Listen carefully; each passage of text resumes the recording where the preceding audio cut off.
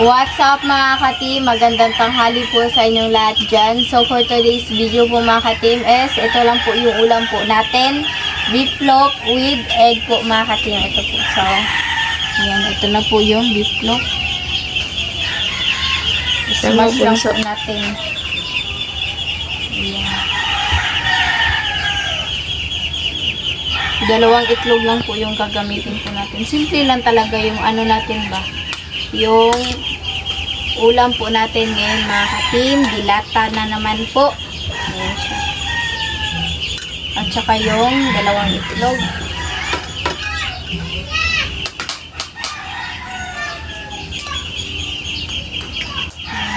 Dalawa na lang po na itlog yung gamitin po natin ngayon mga ka-team kasi ano siya ba? Small egg po siya. So, mix po natin. So, nag-ano na po pala kami ng mantika po dito. I-mix po natin.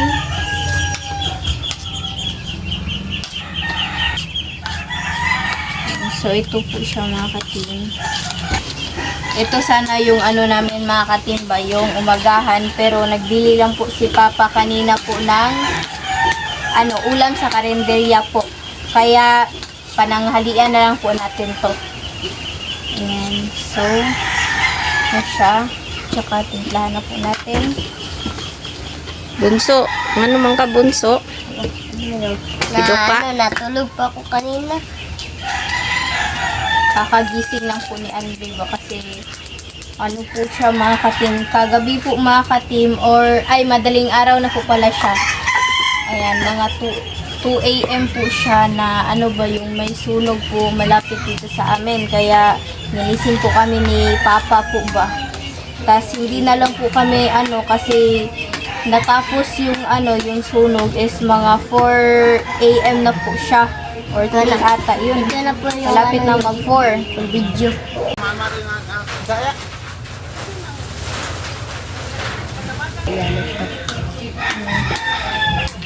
So po mga ka-team ba kasi yung 6 na bahay po yung nasunog po mga ka-team.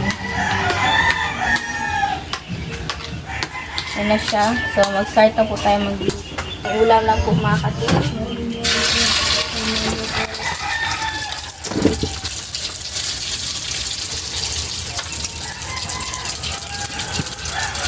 Yan yung kadalasan naming inuulam pag lang, madalian ba?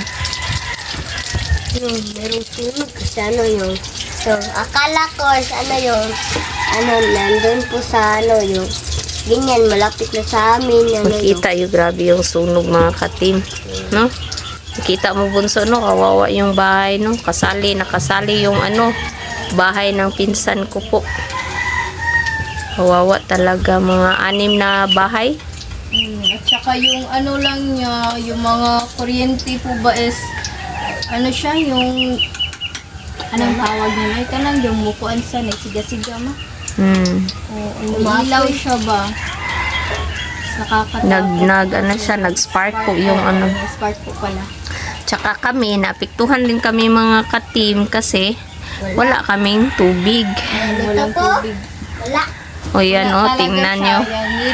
Buti na lang, kami, may puso, kaya kaya ba? tiyaga muna tayo sa puso sa pag-igib. Wala tayong magagawa kasi wala nga sana agas yung gripo. So yan. Sabi po daw nila yung yung PVC po daw ng mga nasunugan na is bahay. Oh. Kaya finifix pa. Kasi kaya yung mga napiktuhan po kami dito. Napiktuhan kasi yung mga PVC po is hindi talaga yung isa-isa yung pag ba. Yung kada lang siya, like connect lang po siya. Yung series lang po yung style po ng ng tubig po namin dito. Or grip po ba. Talaga mga ka-team kasi medyo malapit po siya sa amin ba. Nakakatakot rin mga ka-team kahit sabihin na natin ilang distansya pa po yung ilang bahay pa po bago sa amin is nakakatakot din po ba kasi buti na lang walang ito po yung bahay na sunog dito po yung bahay. Ano, sobrang init po ng yung sige na sa ugma. Yung sahig. Sahig. Kawawa talaga sila pero siguro nasa sila ngayon, nasa barangay gym kasi doon muna sila pansamantala kasi wala pa po silang matutuluyan habang Sama kay kita yung labasan. Want to kayo. At puto sila magpili sa Yung mga siya, medyo matagal. Medyo matagal po siya mga ka-team kasi nag-start po siya is mga 2 a.m. tas natapos siya malapit na po mag 4. mag 3:40 na yung sunog ba. So nag-back out na o umuwi na yung mga bombero is manasa mga 4 no Medyo or matagal. 3. hindi Buti na lang po. Sobra talagang malas kasi kagabi umulan po Ang lakas ng kagabi ulan kagabi Hindi pa talaga tiniming na yung mga madaling araw po yung ulan kasi Sana ba makakatulong yung ulan ba na sa apoy pero malat yung apoy. kaso yung ulan is kagabi pa tsaka yung sunog is madaling araw na. So yun. Kawawa talaga. Sobrang lakas pa nung ulan na yun. Buti na lang kami. Ginising kami ng kapitbahay namin, sabi may sunog daw ba. Pero ayos lang naman po mga ka-team kasi yung mga bahay po namin hindi po siya magkadikit po ba. Wala pong Buti na kadikit lang po bahay. yung bahay dito is hindi masyadong madikit ba. Yung sa kanila kasi is sobrang dikit po. Kaya yun, madali lang ng sunog. Like, saan ang Light materials. Kani ba? Atok ba? Atok. Ano naman ang ato?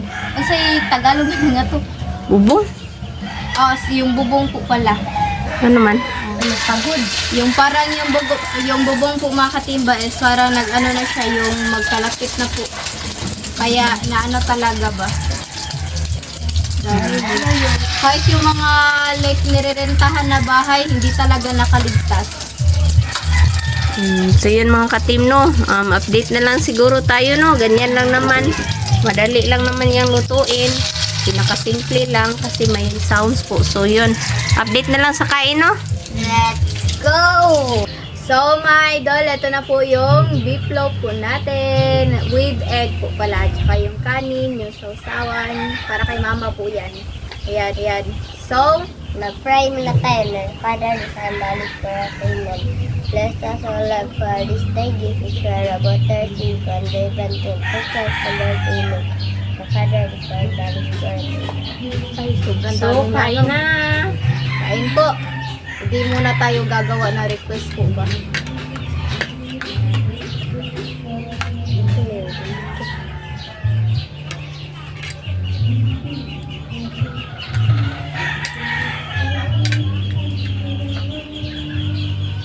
May nagbe-videoke na naman mga ka-team. Pag may review ka nun.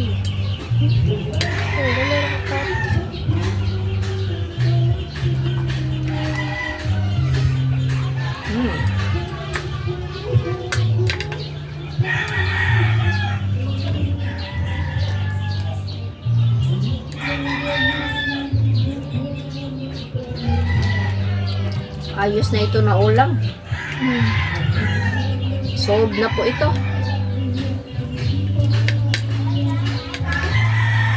Kahit ako mag-ulam nito mga ka-team, hindi ako mag-after na breakfast, tanghalian, or whatever. Basta, yung sa akin, basta iulam lang.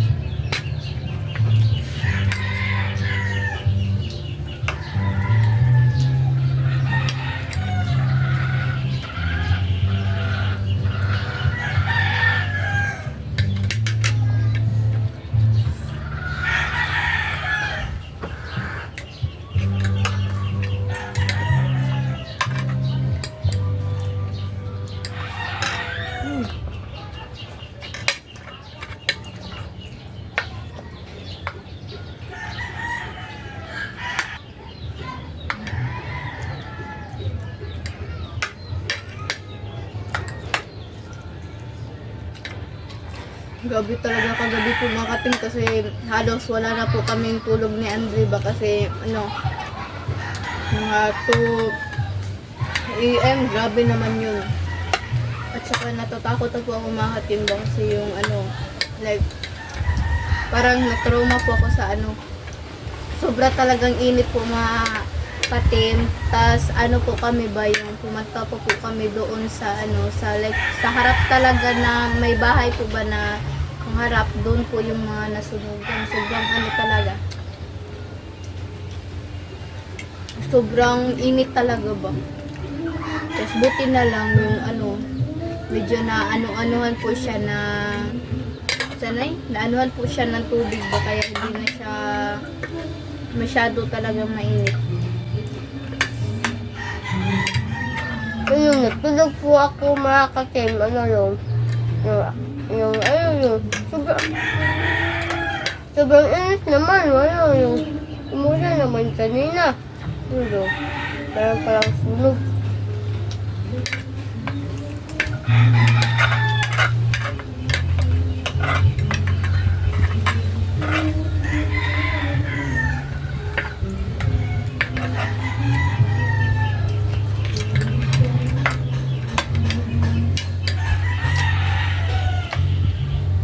Tapos na po ako makatim. Wait lang, magkuha muna ako ng tubig.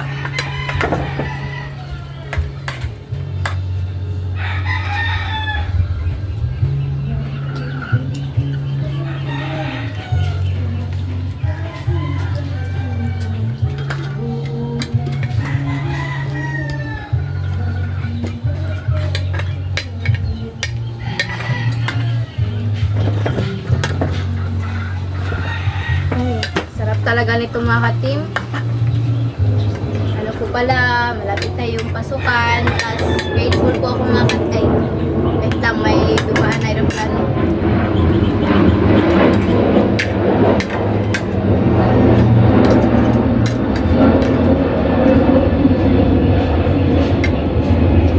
Grateful po ako mga katim kasi yung ano po ba, nakabili na po ako ng bag at saka sapatos. Yung ano na lang, yung sunod na lang is yung mga notebook. Ayan.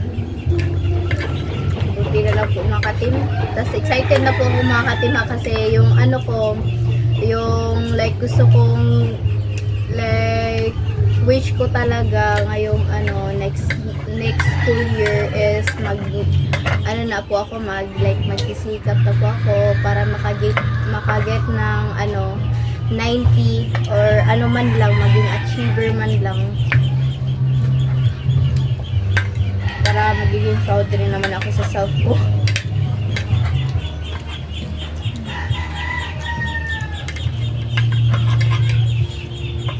Ayan, mahirap ah.